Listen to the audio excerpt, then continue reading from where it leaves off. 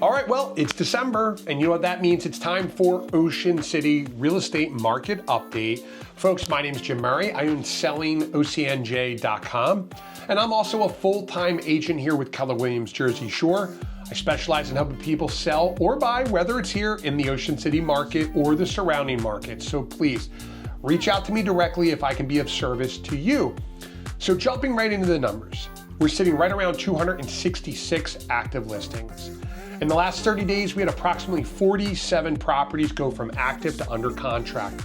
And if you do the math, that puts us right over 5.5 months worth of inventory. Now, just to kind of rewind a little bit, back in spring of 2024, we saw the inventory go from approximately 2 months, which we had maintained for over 4 years, and it jumped up to over 5 months of inventory.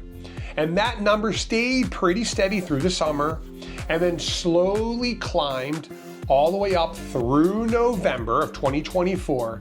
And in November, we actually hit over 6 months of inventory, and that was for the first time in a long time.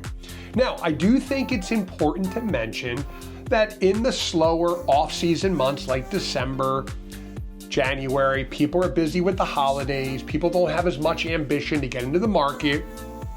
So you do have a tendency of seeing demand drop. I am actually a little bit optimistic here, seeing that we were over 6 months of inventory in November, and that we have now dropped to approximately 5 months, right over 5 months of inventory for the month of December. Now, I am fully bullish on spring of 2025. Buyers will come out. They'll try to gobble up properties. Maybe we'll see an adjustment here in the interest rate. But I do think now that we're past a presidential election, which historically, they wait for the dust to settle, especially leading up to that. And that somewhere around the early March, spring market will pick up, especially for people that have been kind of waiting patiently here on the side. Now, that doesn't mean that the data that we just collected over the last 5 months, we should ignore. But I do think we're gonna see that slowly decline back towards more of a seller favorability.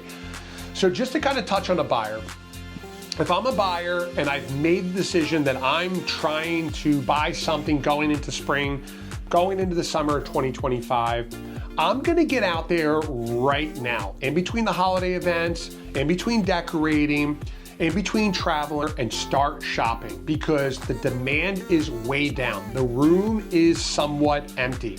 If that demand picks up and that room gets crowded, you could very quickly find yourself having to drop contingencies like home inspections again and having to pay somewhere around ask or slightly over ask. Now, if I'm a seller and I have to sell, I'm gonna get a little bit more aggressive with my price now in hopes that I can potentially lock up one of these buyers, show them value, get them to come off the sideline and lock up my property so that I don't have to carry it through the wintertime.